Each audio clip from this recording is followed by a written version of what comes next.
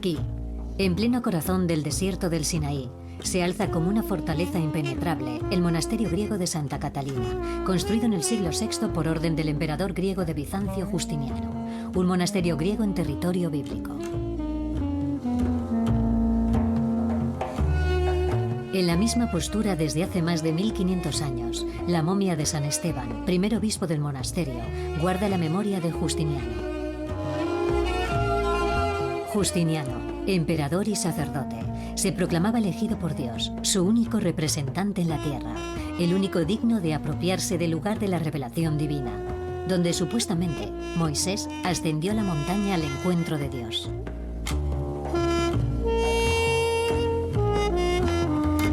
A falta de las tablas de la ley, Justiniano mandó conservar el ejemplar de la Biblia griega más antigua de todas, el tesoro del monasterio. Se dice que San Esteban murió mientras rezaba en la cima del monte Sinaí, en la cueva de Moisés, y los monjes trajeron su cuerpo al monasterio tal y como estaba. No se ha movido desde entonces, a la espera quizás del regreso del tesoro de Justiniano, esa Biblia griega que el conde Constantin von Tischendorf tomó prestada en 1853, jurando que se la devolvería un día a los monjes, una promesa que jamás cumplió. El conde Tischendorf fue el primero en descubrirla durante una visita al monte Sinaí. Según la leyenda, encontró unos restos de pergamino en una especie de papelera. Los iban a utilizar para hacer una hoguera o algo por el estilo. Se quedó horrorizado cuando descubrió de qué hermoso manuscrito se trataba. Lo investigó y obtuvo un permiso para llevarse una parte del manuscrito. Tischendorf era protestante, helenista y paleógrafo. Se propuso la tarea de arrebatar a las tinieblas los manuscritos de las primeras eras cristianas. Tras visitar todas las bibliotecas de Europa, viajó a Oriente en abril de 1844. De Jerusalén a Patmos, de Beirut a Esmirna, de Constantinopla al Sinaí. En otoño de ese mismo año, despertó de su letargo a los monjes de Santa Catalina. Mientras buscaba los manuscritos más antiguos del Nuevo Testamento en la biblioteca del monasterio, Tischendorf terminó dando con un fragmento del Antiguo Testamento. Y no de cualquier ejemplar, pues se trataba del más ilustre de todos, la Biblia de Alejandría, la llamada Biblia Septuaginta. Una Biblia que, según la leyenda, fue inspirada por el encuentro entre Alejandro Magno y el sumo sacerdote de Jerusalén, quien le mostró un pasaje de la Torá hebraica, según el cual él salvaría al mundo del dominio de los persas. Puede que Alejandro Magno no se entrevistara con el sumo sacerdote. No obstante, el día en que la Torá fue traducida en Alejandría y se convirtió en la Biblia, se produciría un gran cambio en el mundo. Y ese día no tiene nada de legendario. La propia traducción es un dato histórico confirmado por los papiros. Disponemos de unos papiros, unos fragmentos de los pergaminos del Deuteronomio o el Génesis, fechados más o menos en el año 100 a.C. O sea que se trata de la Biblia traducida por los judíos para los judíos. Por tanto, el hecho de que existiera esa traducción, de que haya sido leída en griego en las sinagogas de Alejandría, es algo indiscutible. De hecho, la Biblia descubierta por Tischendorf data del siglo IV de nuestra era. Y podría ser tan solo una copia de la traducción original del Antiguo Testamento, mucho más antigua. Hay quien dice que podría datar del siglo III a.C., cuando fue creada la propia ciudad de Alejandría por Alejandro Magno. Por su posición geográfica, Alejandría estaba predestinada a convertirse en la patria del eclecticismo, del cosmopolitismo, y en particular el nexo entre Grecia y el mundo oriental. Los judíos están presentes en Alejandría, la primera ciudad que lleva el nombre de Alejandro, casi desde su fundación, alrededor del año 330. Se estima que habría 50.000 judíos en una población de 500.000 habitantes. No está mal, ¿no?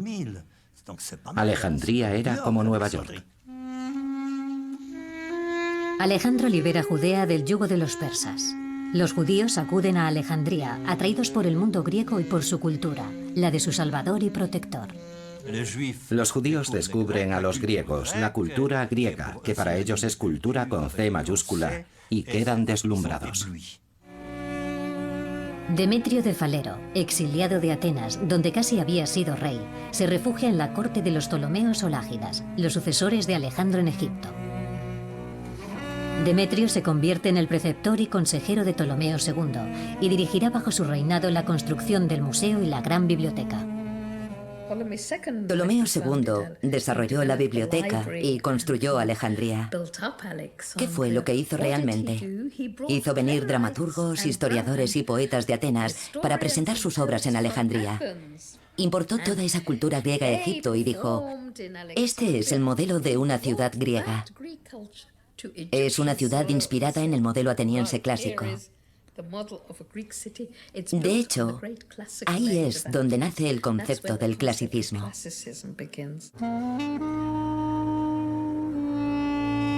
Lo que Demetrio propuso realizar al soberano Ptolomeo era el sueño de Aristóteles. El sueño de la ciudad del saber, la ciudad ideal, inculcado al joven Alejandro por su maestro Aristóteles. Una ciudad que aunara todas las sabidurías del mundo. Demetrio había sido amigo de Teofrasto, el sucesor de Aristóteles, quien acababa de crear en Atenas una escuela, un templo y unos jardines, que debían servir de algún modo de sede, de capital de la filosofía. Demetrio se inspiró en ese museo para concebir el de Alejandría. Pero a diferencia del de Atenas, no lo dedicó a una sola escuela. Invitó a poetas, historiadores y filósofos a formar parte de él. Ptolomeo los hospedó en uno de sus palacios privados y sufragó generosamente todos sus gastos. El honor de formar parte del museo se convirtió en la ambición suprema de todos los eruditos, que acudían de todas partes. Alejandría no tardó en convertirse en el nuevo foco de la civilización griega. Era una cantera de cerebros. La biblioteca de Alejandría acogía a los eruditos del mundo entero. Era una especie de centro de investigación pionero, pero también un hotel de 5 estrellas, porque vivían con todos los gastos pagados por el rey y podían hacer lo que quisieran. La biblioteca de Alejandría era toda una maravilla. Y en ella, los lágidas quisieron reunir todas las obras maestras de la literatura universal. Demetrio tenía plenos poderes en la biblioteca y se había propuesto el objetivo de reunir en Alejandría los libros de todos los pueblos de la tierra. Serían necesarios 500.000 pergaminos. Ptolomeo redactó una carta destinada a todos los soberanos, en la que les pedía que le mandaran obras de toda clase de autores, poetas, prosistas, retóricos, sofistas, médicos, adivinos, historiadores y demás. Ordenó que se copiasen todos los libros que se encontraran a bordo de los barcos que hacían escala en Alejandría, que se guardaran los originales y se entregaran las copias a sus propietarios. Acababa de iniciarse la mayor cacería de libros de la antigüedad. Pero no se contentaron con reunir los manuscritos de las obras, con acometer un inventario del mundo. Alejandría también se propuso la colosal tarea de fijar, de forma definitiva, las obras que se convertirían en clásicos de la literatura mundial. Homero fue, con razón, el primer griego en pasar por el filtro de los nuevos editores. El texto de Homero fue editado en Alejandría, en la biblioteca donde se reunían los investigadores, el llamado museo. Y uno de sus principales campos de trabajo era obtener un texto corregido y preciso de Homero. Cada ciudad griega tenía su tradición de textos homéricos, y los eruditos de Alejandría, con el patrocinio de Ptolomeo II, recopilaron las diferentes versiones textuales para tratar de establecer lo que creían que era el texto original de Homero. Evidentemente, los especialistas modernos saben que no ha habido tal texto original de Homero, pero ellos lo creían. Podría decirse que la edición de los textos de Homero en Alejandría constituye el origen de las ediciones modernas. Homero inaugura esta gran labor de edición. Hesíodo, Píndaro, pero también Sófocles, Esquilo, Eurípides y más adelante las obras de Platón, Aristóteles y muchos más pasarán a formar parte de lo que se ha dado en llamar el canon alejandrino. Fue en Alejandría donde se puso orden en la literatura clásica griega. Es algo bien sabido. Alejandría inaugura así la canonización de los textos. Durante décadas trabajó allí un grupo de intelectuales a los que se decide llamar un poco apresuradamente gramáticos. Los bibliotecarios ocupan el lugar de los filósofos y los inventores de sistemas ceden su sitio a los filólogos, los lexicógrafos, los exégetas y otros puristas de los textos. La cultura griega estaba en plena efervescencia. A menudo me imagino Alejandría como si fuera Nueva York. Un espectáculo para los sentidos. Debía de ser extremadamente impresionante y animada. Era irresistible. ¿Cómo resistirse a su atractivo? Entre los fantasmas de Sócrates, Platón, Aristóteles, Epicuro y Heráclito, mientras los nuevos pensadores griegos de Alejandría buscaban nuevas vías del conocimiento. Para comprender su cultura, había que hacerse griego. Creo que utilicé esa expresión en mi libro, hacerse griego. Hacerse griego. Una parte importante de la comunidad judía de Alejandría, deseosa de integrarse, se dejó seducir por la idea de la Grecia clásica y se empeñó en aprender la cultura griega. Ese período pasó a conocerse como helenismo o helenización. Por aquel entonces, el Templo de Jerusalén se integraba sin problemas en el mundo de la cultura griega. El helenismo no implica solo la idea de convertir a los pueblos a la visión griega del mundo. También es la intuición de que para dominar a los pueblos hay que comprenderlos, y para ello hay que traducir sus libros al griego. El impacto de esta edición textual, de este proyecto intelectual de los eruditos de Alejandría, fue inmenso en Egipto y más adelante en toda la civilización grecorromana. Probablemente los Ptolomeos la utilizasen como propaganda, aprovechando ese proyecto cultural para asentar su prestigio político. Así pues, por cada pueblo se contó con un erudito que dominase su propia lengua y conociese el griego. De este modo, los libros de los caldeos, los persas, los egipcios pudieron ser traducidos. Demetrio planteó también la necesidad de hacerse con los libros de la ley judaica. Fue en Alejandría donde se inventó la Biblia. Se propusieron conservar la totalidad de la literatura en la gran biblioteca. El bibliotecario fue a ver al rey y le dijo: hay un libro muy importante que no tenemos. No lo tenemos porque no está traducido al griego. Es la ley de los judíos. Al solicitar esa traducción de la ley de los judíos, Demetrio haría accesible a una gran mayoría el libro de Moisés, por entonces desconocido en todo el mundo griego. El instigador del proyecto, Demetrio, era amigo de Teofrasto, ese que un día había calificado a los judíos como un pueblo de filósofos natos, y hacía tiempo que deseaba personalmente saber qué contenía la ley hebraica. En Alejandría, la Torá se convertiría en la Biblia, esa Biblia griega que serviría de modelo para todas las Biblias venideras. Sería esa Biblia original de Alejandría la que haría correr a Tischendorf varios siglos más tarde. Convencido de haber exhumado por fin la perla del monasterio de Santa Catalina, en unas circunstancias que aún hoy son misteriosas, Tischendorf logrará convencer al igúmeno del monasterio de que le ceda algunas páginas del texto sagrado en nombre del rey de Sajonia. El igúmeno pasó por alto la memoria del viejo San Esteban, quien jamás se habría desprendido en vida de semejante tesoro. Pero Tischendorf estaba convencido de estar no ante el texto original, sino ante la copia más antigua que se hubiera encontrado nunca, y persuadió al igúmeno de que se lo entregase para su estudio, alegando que se lo devolvería más adelante. Moisés recibió la Torá en el Sinaí, y Tischendorf también recibió la Biblia griega en el Sinaí. Por eso la llamó Códice Sinaítico. Es una coincidencia increíble. La propia Torá dice que la revelación fue dada en el monte Sinaí y el manuscrito proviene del monte Sinaí. Quizá no sea una mera coincidencia, ya que en el monte Sinaí se encontraba el monasterio cristiano griego de Santa Catalina, que está dotado de una espléndida biblioteca, y es ahí donde fue descubierto el manuscrito, en el siglo XIX.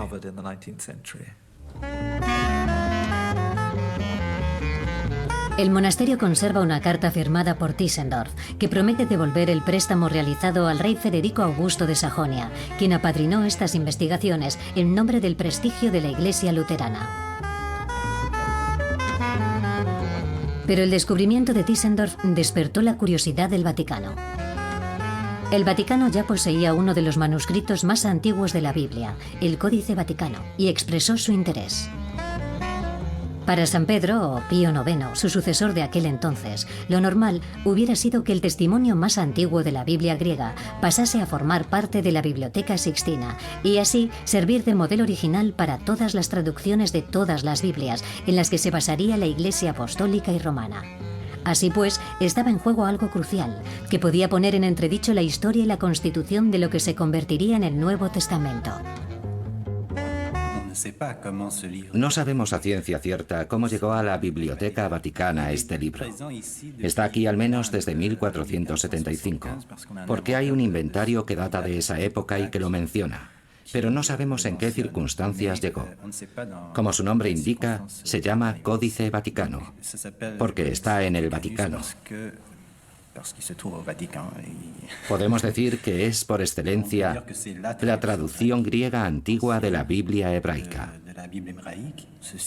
Es uno de los manuscritos de la Biblia Septuaginta, pero probablemente sea el mejor, ¿no? En todo caso, es uno de los más antiguos. Uno de los más antiguos. O sea, que tenemos dos manuscritos que se remontan con toda probabilidad al siglo IV. Este y el Sinaítico. Dos manuscritos completos.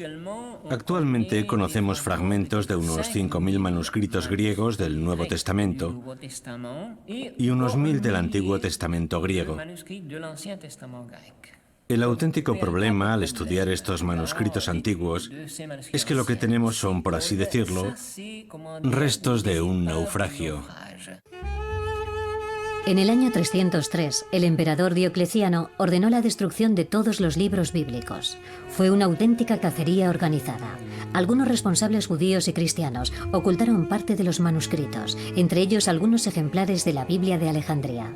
22 años más tarde, el emperador Constantino, convertido al cristianismo, encarga a Eusebio de Cesarea 50 copias de la Biblia completa, inspiradas en la de Alejandría. Supongamos que esta Biblia es una de las 50 que el emperador Constantino encargó a Eusebio de Cesarea. Tenemos otro manuscrito parecido, el Códice Sinaítico, pero los otros 48, las otras 48 Biblias, ¿dónde están? Quién sabe si algún día daremos con ellas. Aunque poco importa, ya que desde tiempos de Alejandría, la Biblia es el libro más traducido. Más de 1.700 idiomas. El libro más impreso, el más difundido. 41.000 ejemplares diarios. Una Biblia cada 2 segundos. Y esto es así desde su primera traducción al griego en Alejandría, sin que sepamos a ciencia cierta cómo sucedió todo. No conocemos ni el lugar ni la fecha en los que se tradujeron al griego esos 5 libros de Moisés. La mayoría de los libros publicados sobre la Biblia Septuaginta empiezan con la carta de Aristeo, una obra escrita en griego, cuyo manuscrito ha sido conservado y que puede considerarse como un testimonio de la forma en que se tradujo la Torá al griego. La carta de Aristeo a Filócrates trata de un judío que se hace pasar por griego y escribe una carta a otro griego para contarle cómo se tradujo la Torá a ese idioma. Un día le dijeron al rey: Majestad, tiene unos libros muy bonitos en su biblioteca, pero hay un libro que no tiene, la ley de los judíos. El rey contestó: pues que lo hagan llegar. Lo que pasa es que está escrito en una lengua que usted no habla, pues que lo traduzcan. El rey Ptolomeo dice: quiero que este texto exótico sea traducido para mi biblioteca. Tengo entendido que los judíos tienen una legislación maravillosa. Por favor, traédmela. He oído que su texto está escrito en un idioma extraño. Que lo traduzca un experto. Y piden al sumo sacerdote de Jerusalén que envíe a unos traductores para que traduzcan la Torá al griego. Este envía 70 traductores. El rey los recibe con todos los honores y les hace preguntas sobre los principios del judaísmo. Ellos le dan una respuesta filosófica típicamente griega sobre las virtudes del judaísmo. Le envían 72 traductores, porque es un múltiplo del número de tribus de Israel. Con 12 tribus no se puede llegar a 70. Se ven obligados a enviar a 72, porque 12 por 6 es igual a 72. Ahora bien, ¿qué hacen con esas 72 personas? Hacen un sorteo, eliminan a 2 de ellos, y entonces quedan 70, que es una cifra perfecta, una cifra divina, que en la tradición judía a menudo se relaciona con Dios. O sea que 70 y 72 son la misma cifra. 72 es la cifra de los hombres, del pueblo hebreo, y 70 es la cifra de Dios.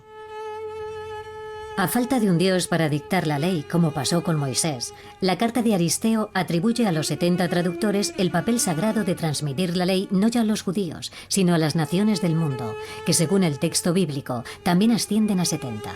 70 naciones, por el número de descendientes de Noé. Al recibirlos, el rey Ptolomeo queda deslumbrado con su sabiduría. Les ofrece un banquete durante 7 días. Y no para de hacerles preguntas filosóficas, preguntas sobre la mejor forma de reinar. Y cada vez le parecen más sabios que cualquier sabio de su reino. ¿Qué es un buen gobierno? ¿Cómo conseguir ser amado como rey? ¿Qué es la justicia? En fin, toda clase de cuestiones más o menos filosóficas. Y los sabios contestan, y el rey está cada vez más admirado. Por último, concluye que no tienen nada que envidiar a los filósofos de Grecia. Su sabiduría es, por lo menos, comparable, cuando no mucho mayor. Parece como si Aristeo tratase de reparar una injusticia. El hecho de que la traducción de la Torá, siglo y medio atrás, hubiera pasado un poco inadvertida. Embellece la historia hasta el punto de hacer de los traductores unos sabios, a la manera de los grandes maestros griegos. Todo en la traducción debía estar a la altura del acontecimiento. Todo debía ser sobrenatural, mítico, bíblico. Se les aisló en la isla de Faro, que estaba unida a la orilla por un muelle. Cuentan que los traductores estaban encerrados en celdas, solos o por parejas, según las versiones, y luego cotejaron las traducciones y ¡milagro! Eran todas idénticas. Eran 72 traductores. La traducción les llevó 72 días y miren qué prodigio. Aristeo sobreentiende que hubo una inspiración divina. Y cuando la gente lo ve y compara el texto hebreo con el griego, quedan deslumbrados con la precisión de la traducción y dicen que es tan perfecta que nadie debería hacer otra traducción, ni añadir ni cambiar una coma. Y esa idea de que el texto les fue inspirado por Dios va a desarrollarse a través de los siglos. Si el presunto Aristeo escribe, digamos, en el año 200 a.C., no sabemos cuándo exactamente, Filón de Alejandría, que escribe en el año 40 de nuestra era, tiene una versión aún más adornada de los hechos, puesto que dice que los traductores eran profetas al dictado de un apuntador invisible. Cogieron los libros sagrados, los alzaron al cielo y pidieron a Dios que no les fallara en su cometido. Se pusieron manos a la obra, presos de una inspiración divina, y no pronunciaron unos una palabra y otros otra, sino las mismas palabras, como si en cada uno de ellos se hubiera manifestado la voz de un apuntador invisible. ¿Sería la Biblia Septuaginta esa primera traducción perfecta que se impondría más adelante como obra de referencia? Parece que las cosas se desarrollaron de una forma un poco más compleja. Tal vez hubiera varios intentos de traducción y en un momento dado apareció una superior a las demás. La pregunta es si la traducción fue una iniciativa del poder lágico complejidad, o de las propias comunidades judías, que necesitaban una traducción al griego porque sus miembros ya no dominaban el hebreo. ¿Se supone que esa traducción griega serviría solo para acompañar la lectura del texto hebreo en la sinagoga, que quizá empezara a desarrollarse en aquel momento? Hay muchas preguntas que siguen pendientes. Sí ha quedado demostrado que la carta de Aristeo es una fábula, inspirada al menos en parte en hechos reales. ¿Quiénes fueron exactamente los auténticos traductores de la Biblia? Está claro que los judíos helenófonos disponían desde hacía tiempo de varias traducciones griegas de su ley para su uso comunitario, pero el proyecto de hacer una traducción oficial para los griegos era algo completamente diferente, que nunca fue aceptado unánimemente en el seno de la comunidad judía. En mi opinión, la decisión final de no permitir que nadie hiciera una nueva traducción o cambiara o añadiera algo a la que había se debe a cierto entorno político. Alguien debía de querer hacer una traducción diferente, añadir o quitar algo. Hace ya un tiempo, un erudito llamado Paul Kale señaló que, antiguamente, había una multitud de traducciones rivales, hasta que se tomó la decisión oficial de adoptar una traducción única que reemplazara a todas las demás. La noticia del descubrimiento del manuscrito del monte Sinaí por Tischendorf se propagó por toda Europa. La reina Victoria encargó a Norman MacLeod que trajese a la Biblioteca Británica ese código sinaítico, capaz de rivalizar, cuando no superar en sacralidad, al Código Vaticano. La Iglesia rusa tampoco se queda a la zaga. Cree que el código sinaítico le pertenece. Al fin y al cabo, Rusia es la madre de la Iglesia griega. La zarina y la gran duquesa Alejandra encargan a un hombre llamado Porfirius Oupenski que busque el manuscrito de Tischendorf. Se inicia así una carrera para encontrar la Biblia, para ver quién será el primero en hacerse con el texto divino, que legitimaría una relación con el cielo al menos equivalente a la que reivindica el Vaticano. Habent sua fata libelli. Los libros tienen destinos que a veces no entendemos. La traducción de la Biblia, esa maravilla de cuya importancia tanto oyó hablar el rey Ptolomeo, la ley de los judíos, esa Biblia judía, ahora accesible a los griegos, no les interesa. Para la humanidad de aquel entonces no constituyó un gran acontecimiento. ¿Por qué no se extendió esa Torá judía por el conjunto del mundo grecorromano? ¿Por qué fue tan poco leída por los griegos y los romanos? Aunque bueno, no pasó completamente desapercibida. Mientras que los judíos se muestran interesados por la sabiduría griega, los griegos, en cambio, no se interesan por ellos. ¿Cómo puede interesarse el vulgo por un libro que al fin y al cabo no concierne más que a una comunidad de la ciudad de Alejandría? Exceptuando una minoría de eruditos inspirados por el proyecto de Demetrio, el conjunto de la población tiene otras preocupaciones.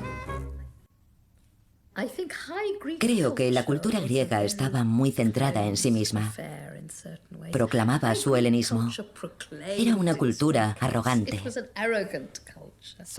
En eso consiste el helenocentrismo. Los griegos no se fijan demasiado en sus vecinos. Curiosamente, mientras se traducían los monumentos de la gran literatura, Euclides enunciaba sus principios relativos a la organización del mundo matemático. Y Herófilo, y posteriormente Erasístrato, inventaban una nueva exégesis del cuerpo, la anatomía o ciencia de la clasificación. Al igual que las obras, los cuerpos pueden desmembrarse. Paralelamente, el primer auténtico geógrafo, amén de astrónomo, Eratóstenes, comienza a describir la Tierra, a definir su circunferencia, por no hablar del genial Tesibio, que inventa los fundamentos de la mecánica moderna. Así pues, con tanto genio suelto, con tanta ciencia, ¿cómo podía importarles el texto fundador del judaísmo? Los judíos alejandrinos helenizados descubren con estupor su ausencia en el pasado griego. y deciden mandar a los pensadores griegos, empezando por Platón, a la escuela de la sabiduría bíblica. Acusan a los filósofos griegos de haber robado sus buenas ideas al judaísmo. Sus ideas filosóficas, por ejemplo, la del monoteísmo, lo llaman furta Graecorum, es decir, los robos de los griegos, y para ello utilizan la expresión latina. También es un tema que utilizan los apologetas cristianos de los primeros siglos. Habéis robado porque, digáis lo que digáis, conocíais la Biblia. Uno de los más famosos detractores de los griegos fue Aristóbulo, consejero del rey Ptolomeo VI hacia el año 150 a.C. y exégeta de la ley de Moisés. Aristóbulo defendía la influencia del judaísmo en los pensadores y filósofos griegos más ilustres. Aristóbulo es el primero que ofrece una lectura filosófica de la Biblia. Sugiere que, si leemos la Biblia con el espíritu filosófico adecuado, podemos apreciar realmente la naturaleza abstracta y trascendente de la dialéctica judía. Es evidente que Platón y sus sucesores siguieron la ley de Moisés y la escrutaron hasta el menor detalle. Las explicaciones de la ley en su integridad habían sido traducidas antes de Demetrio, es decir, antes de la conquista de Alejandro y los persas. Está claro que los filósofos tomaron muchas cosas prestadas. En los escasos fragmentos de los que disponemos, se hacen comparaciones muy interesantes entre la Biblia y Platón, los aristotélicos y Homero. Y hay una observación en particular, según la cual los escritores griegos copiaron a Moisés.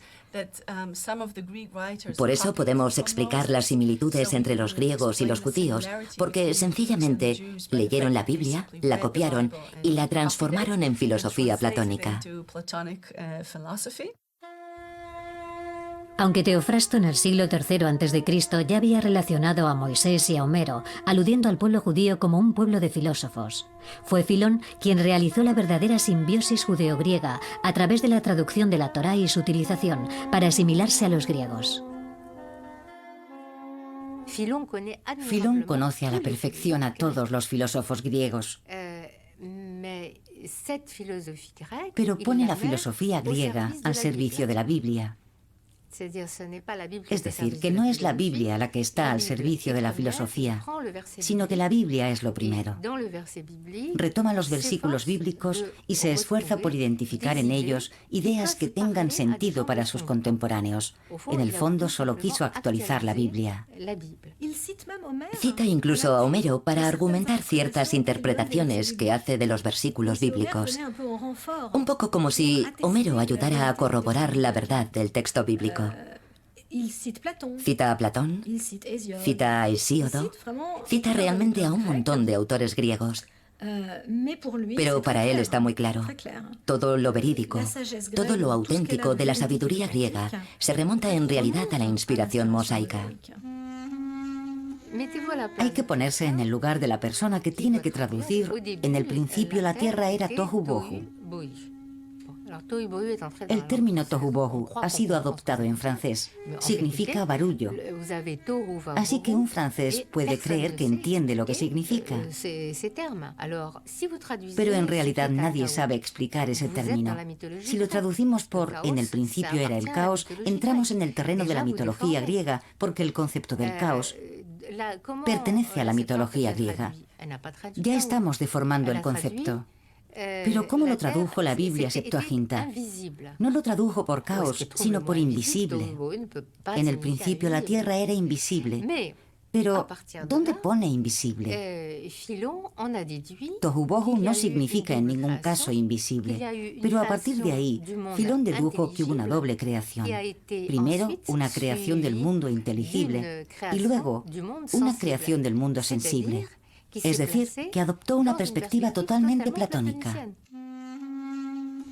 Progresivamente el logos platónico, y más adelante el de los filósofos estoicos, ya no tendrá nada que ver con las musas de Homero, sino que tendrá más afinidad con la palabra del Dios de Moisés, pero sin el aspecto religioso, sin la devoción. Nos habla del mundo de las ideas como si fuera un elemento del credo judío, y ese mundo de las ideas no es otro que el logos, que figura en el Evangelio de Juan. En el principio era el logos, la palabra. Así que, en realidad, hay una coherencia perfecta para Filón entre, digamos, lo mejor del legado del mundo griego y el legado de la Torá, de las leyes de Moisés, del propio Moisés, o de una inspiración racional que hizo que los judíos se remontaran a la fuente, que es el mismísimo Dios, el Logos, que revela su sabiduría a la humanidad. En Alejandría, el Logos de los griegos se vio asimilado al Dios de Moisés, que habla para crear el mundo, para crear la ley, para comunicar el destino de los hombres. Y bruscamente se calla. Las primeras formulaciones judías del monoteísmo y el término de Dios judío, que contrasta con el politeísmo, en realidad proceden también de Filón.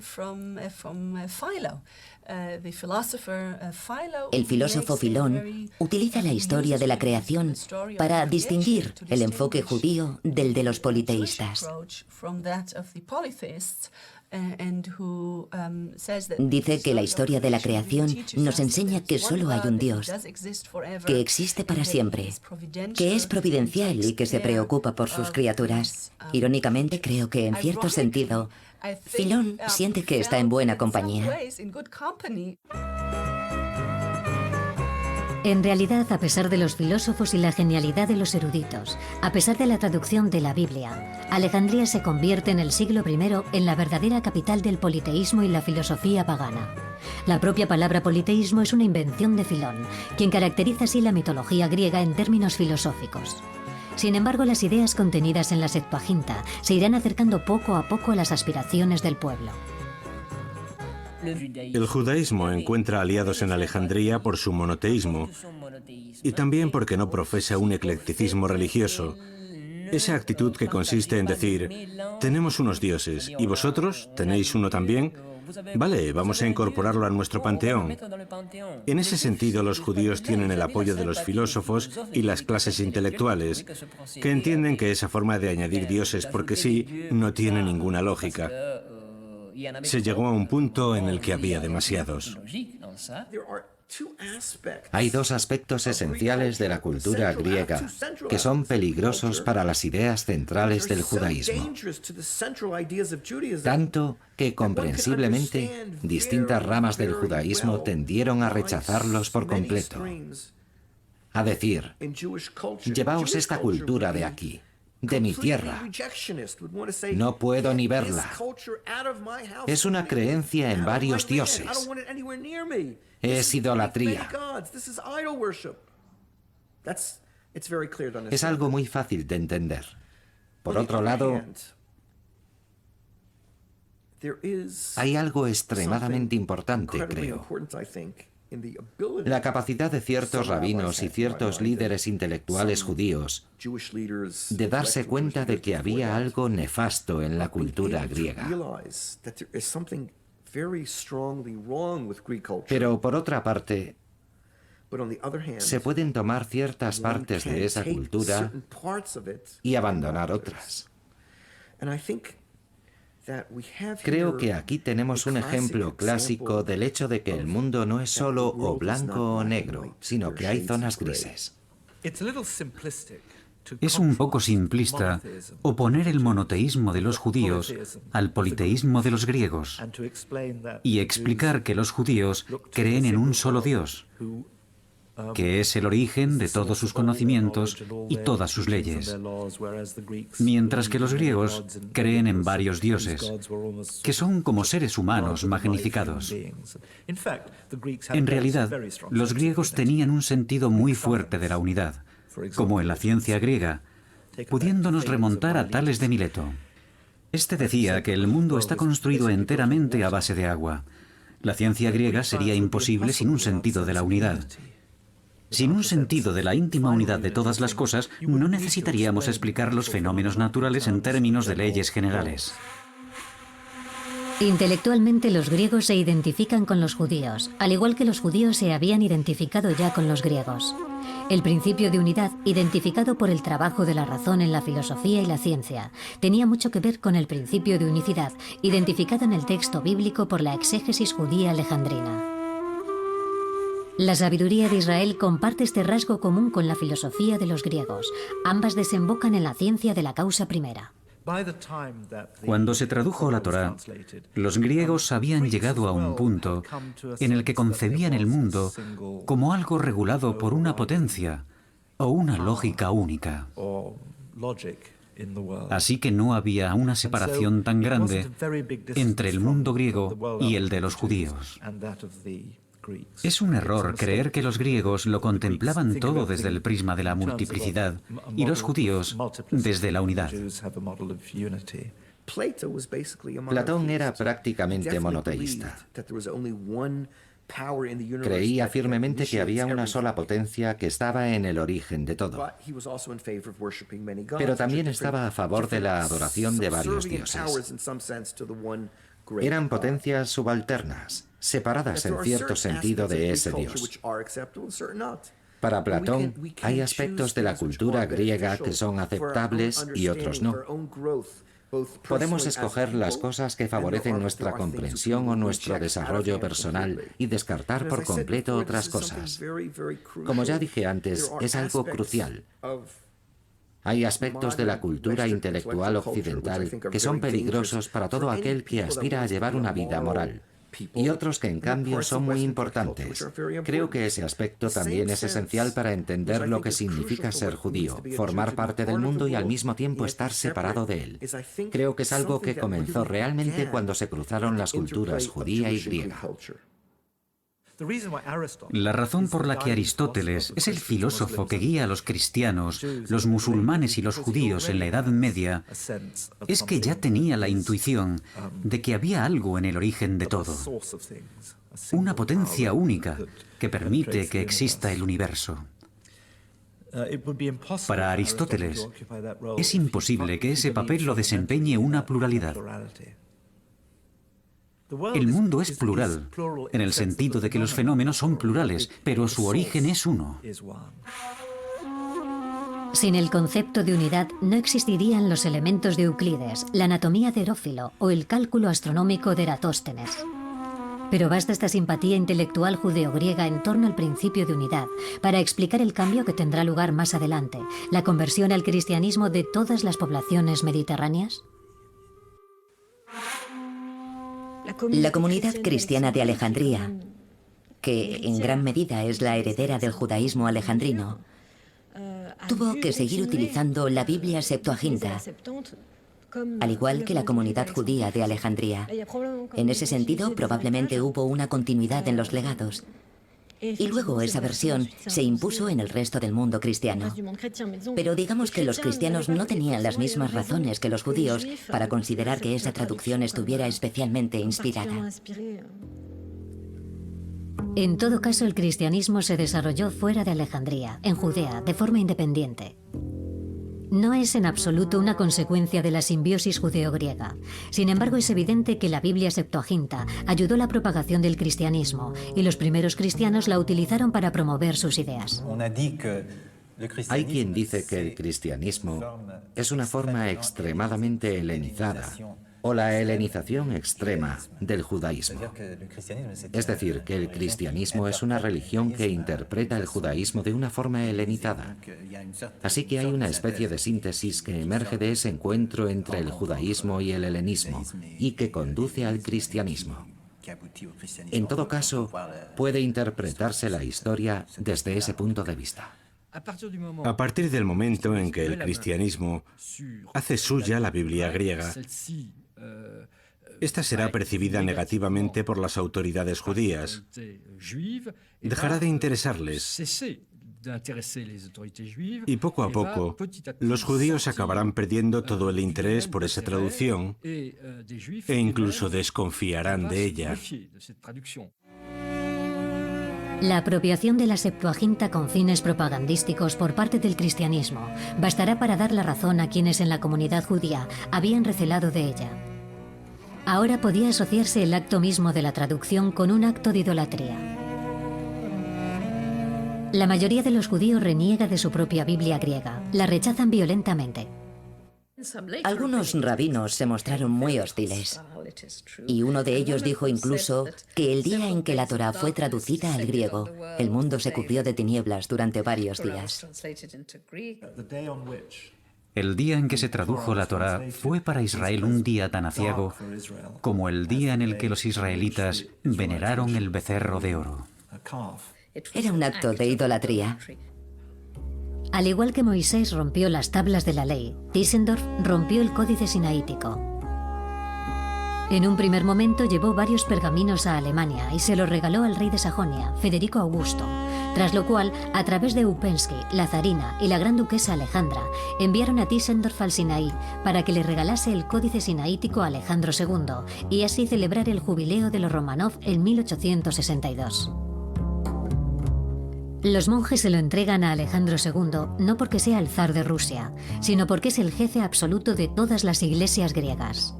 Tischendorf promete devolver la mayor parte del códice, símbolo de la unidad de todas las iglesias cristianas. La Septuaginta se volvió cristiana.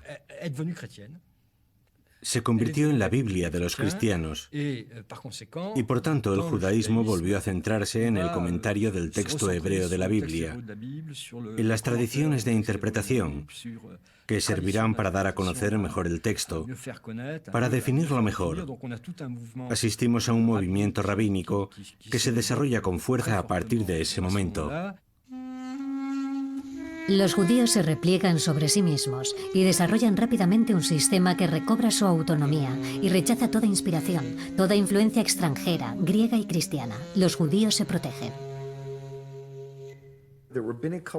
La cultura rabínica censuró expresamente ciertos aspectos de otras culturas, o sencillamente no los reconoció. Son las dos perspectivas posibles que expuse antes. Es un ejemplo que demuestra bien que no les interesaba compartir la cultura judía con las demás culturas.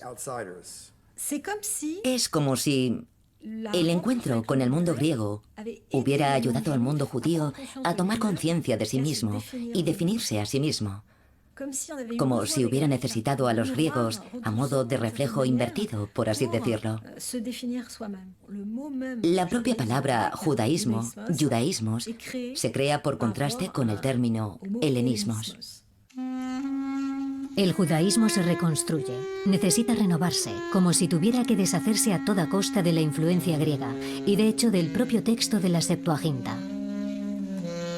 A partir de ese momento asistimos al llamado movimiento rabínico, que conducirá unas décadas más tarde a la composición del Talmud, mientras el cristianismo se irá desarrollando en paralelo. Llegados a ese punto, los judíos abandonaron la Septuaginta. Ya no la quieren. Se la dejan a los cristianos. Es el rey de Inglaterra, Jorge V, quien se encargará de reunir por fin los manuscritos diseminados por Tischendorf entre Alemania y Rusia y los que se quedaron en Santa Catalina. Habrá que esperar hasta 1933, tras una serie de negociaciones rocambolescas, para que Stalin, despreciando toda referencia al emblema del occidente judeo-griego, se deshaga por un precio exorbitante de un códice que en realidad no le pertenecía. Stalin exigió una suma tan colosal que la corona británica tuvo que convocar una subasta pública. El acuerdo se lleva a cabo el 27 de diciembre de 1933. Los ingleses disponen ahora del manuscrito más antiguo de la Biblia. El códice sinaítico abandona las oficinas comerciales rusas para trasladarse al British Museum. Mr. Biggs es quien ha dirigido las negociaciones para comprar la Biblia a los soviéticos. El manuscrito más importante del libro más importante del mundo, la Biblia, podrá presidir dignamente el British Museum. Pero la verdadera restitución sigue pendiente. Los monjes de Santa Catalina y San Esteban siguen esperando que Tischendorf cumpla su promesa.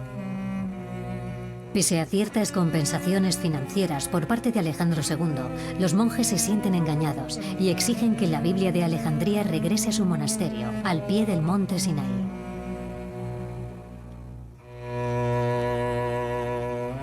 Tras ofrecer al mundo esta traducción de la Biblia, el destino de los judíos alejandrinos se trunca de forma sangrienta. En el año 66, el emperador Tiberio mandará más de 2000 hombres para saquear sus pertenencias y quemar sus casas. Por su parte, el emperador Trajano ordenará en el año 115 exterminar a toda la comunidad judía de Egipto. Sin embargo, hubo que esperar al descubrimiento de Tischendorf para que la Biblia de Alejandría se revelase como todo un emblema fundador de las monarquías europeas y más allá de las monarquías, del espíritu de Europa. Esta Biblia judeo-griega forjará la conciencia de Europa durante siglos. Por su carácter mixto, también engendrará la laicidad moderna, verdadera religión de la razón, una religión sin dioses y una singular característica de nuestra identidad europea.